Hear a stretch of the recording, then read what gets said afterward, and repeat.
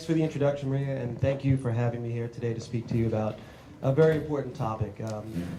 As Maria mentioned, I have grown up on Long Island and been working in the marine environment that I really enjoy and love for a very long time. And I've seen, some changes over time that I think many of you probably have witnessed as well. And climate change, is probably an important factor that we would all like to talk about and consider. As she mentioned, this is not a political debate. I'm not here to argue about the mechanisms. I'm just here to educate you a little bit about the science and what's currently known, the things we have to consider, and the realities and challenges that we face as communities. I'm really impressed, and I thank the Southold Voice for organizing this and the meeting and inviting us. I think it's really good that people get together and share these kinds of ideas and get educated as well and try to move forward as a community. So here's a picture of some flooding after Hurricane Sandy that was in Aquabog. This is storm surge. This is kind of what we see when the water piles up on our land from the ocean and the bays. So it's a very devastating thing to see. We see increased flooding, and these things are actually happening at an increased rate, and we're going to see probably more of this in the future. So before we dive into more of this, let me just talk. My thing is not working. There we go. It might show up on your screen. I see it on my screen. I'm not seeing it. Try this again. Are you seeing this? Resume slideshow. Do you see the king tide? I'm frozen in time here. I think it might be there now. Nope. Okay. All right. So king tides. This is something that we saw recently in an article in the Riverhead News Review, and this is just a typical kind of scenario where you get extreme tides that come in and they inundate the land. This is actually a predictable scenario because it's actually king tides are a non-scientific term. It's just more talking about the highest of the high tides for that year potentially. So we see every full and new moon. When the sun and the moon and everything line up, you get extreme high tides. And when you see these kinds of events, it's a little distressing. You think, what's going on here? Because the floods actually come right into the streets and the land that we live on. So, but what's important to point out here is, like I said, it's predictable, but it gives us a glimpse into what life will be like if sea level rises also. So this is kind of like a potential scenario for flooding on a more long-term scale. So king tides are commonly thrown around, but again, it is not to be confused with climate change effects. So while we're talking about climate change, I think it's important to also make it clear that there are some definitions that we should all get on the same page with. First of all, weather is not the same as climate. Weather is basically a more localized, short time scale event in the atmosphere. So basically you would see rain from 1 hour and then sunshine to another, and basically you're going to see that climate is a more long-term picture of weather over time. So these are operating on different time scales. Weather can change frequently, and it often does, but when you talk about climate, it's an average of the weather of a place over a period of time, typically in terms of years, decades, or even centuries. So, for example, a climate in the Sahara may be that there's a high pressure system there, and it stays there for long-term periods of time, and it keeps the arid environment. So you'd have an arid type of climate. So that's more of a climate when we talk about climate. In terms of climate change, it's basically an umbrella term that describes all the weather extremes due to warming temperatures, including melting glaciers, droughts, and storms. We see all kinds of, it's a catch-all for all of these things. And global warming is one aspect of climate change. It refers to the rising global average of temperature, and I'll show you that in a few slides. So these are the types of things that we have to think about when we talk about these problems. So Earth has an atmosphere, and it has a lot of nitrogen in it, some oxygen, and it also has greenhouse gases. And basically, it's a balancing act. When you have just the right amounts of CO2, which is a greenhouse gas, it actually helps to sustain life as we know it. When you start to increase carbon dioxide and greenhouse gases, that changes the equation a little bit. And so we see that the sun's irradiation comes down, it's absorbed by the Earth, And then some of it's actually re-emitted right off the atmosphere. And then some of this actually comes back off the Earth and gets an irradiance that gets trapped by the greenhouse gases. And these greenhouse gases act to warm the atmosphere. And they help to warm the Earth. So as you increase these levels of greenhouse gases, you get more increased warming. It's a pretty simple kind of model, but this is the model that we live on. So again, if you have enough carbon dioxide, which we do need some greenhouse gases in there, including water, it basically helps to keep life sustained as we know it today. Now, carbon dioxide, here, this is a slide from NASA, has changed over time. It's not like it's been a constant steady state. So we've seen, over the last long period of time here, this is 400,000 years ago, 500,000 years ago, to current, we see that it's bounced around between 200 to about 300 parts per million. But it's not only until recently that we've had an extreme large increase in carbon dioxide that basically started in around the 1950s, where it broke through the 300 parts per millimeter level. And so we're in uncharted territories, and basically we need to kind of consider what the impacts of that might be, if there are any at all. And for those of you who are wondering, well, does carbon dioxide, is it related to temperature? There is data out there, and this is actually shown, this graph here is the solid line is carbon dioxide levels increasing since 1880 up until about the 2000s, and the temperature anomalies that are increasing. And we've seen about a 0.8 degree increase on average of the global temperatures as a result that are correlated with carbon dioxide. Now I'm not here to debate whether or not this is the mechanism that's causing it. There could be other variables, and people are clearly welcome to have their opinions, but this is what's happening. We're seeing an increase in temperature that is correlated with carbon dioxide. And we see that land and ocean temperatures, now this is the global picture, and as I had mentioned before, the global picture is that we're seeing increases in some areas of temperature on average, and in other areas it actually might be cooler.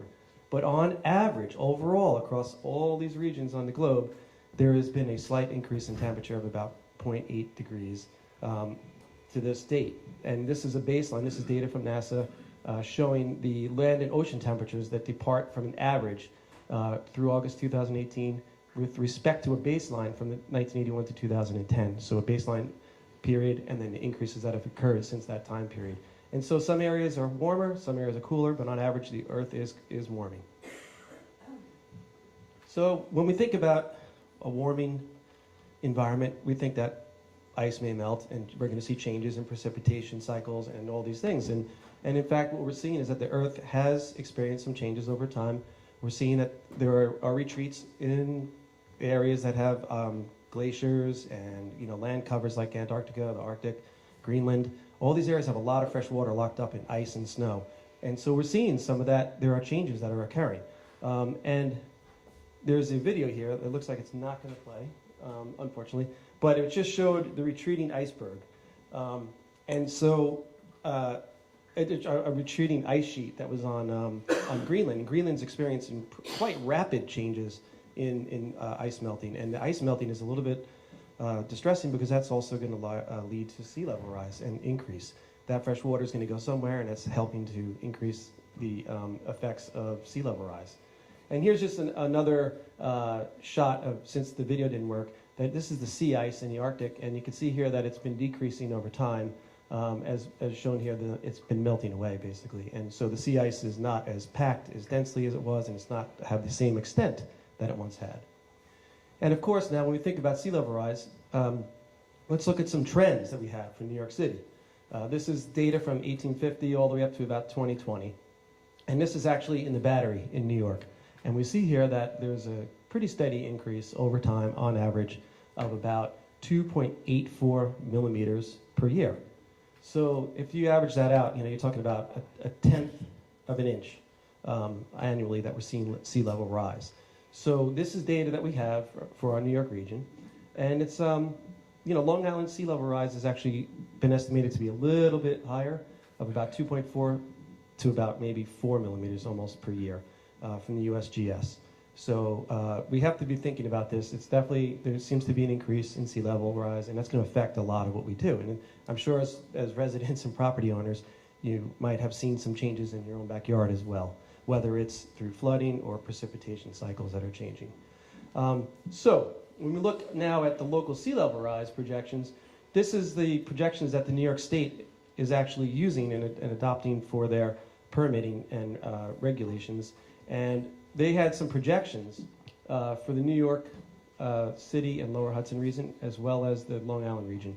And what you would see is that, you know, they use different scenarios. They can't say with 100% certainty that this is going to happen, but they have to have like a range of low, medium, and high based on different model and different projections.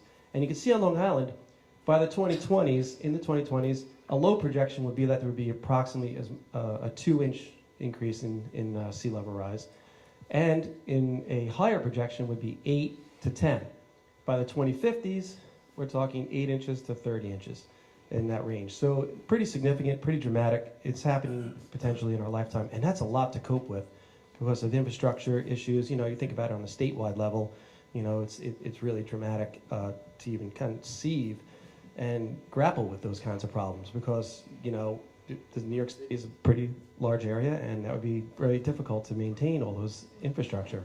So the moral of the story here is that rising temperatures are leading to more frequent and extreme storms too. And unfortunately, as you get increased warming of the oceans that are accompanying the increases in global temperatures, you're getting also increased sea surface temperatures. And with increased sea surface temperatures, you get stronger tropical storm wind speeds, you get increased precipitation because of more evaporation. It affects the land cover as well, so soil chemistry can even be changed. Farmers may be noticing that their soils are going to change over time in terms of moisture content. And then you're going to get increased storm surge. And storm surge is actually a tremendous problem. So if you have this coupled with increased sea level rise, increased storms, increased sea level, you're going to get more water pushed up onshore, and that creates much more flooding problems. And that's the types of stuff that we are going to feel, you know, especially in low-lying areas. Like Long Island doesn't have the greatest elevations. So, you know, this will amplify our coastal system storm surge. And I guess the most recent example we could all relate to would be Hurricane Sandy and a couple of these maybe nor'easters that we've had. Nor'easters have become increasingly more, you know, frequent as well, it seems like, and pretty intense. So here's an example of some flooding that happened in a construction area in New York City during Hurricane Sandy. You can see the water just piling in. This is a really harsh reality that's at that site. Just a couple of photos showing Long Island Sound and Southold battering the shoreline during Hurricane Sandy. Pretty dramatic waves. I mean, I cannot believe the elevation of these things that are when they're hitting the walls. So very strong winds, obviously, and storm surge coupled together create a difficult environment.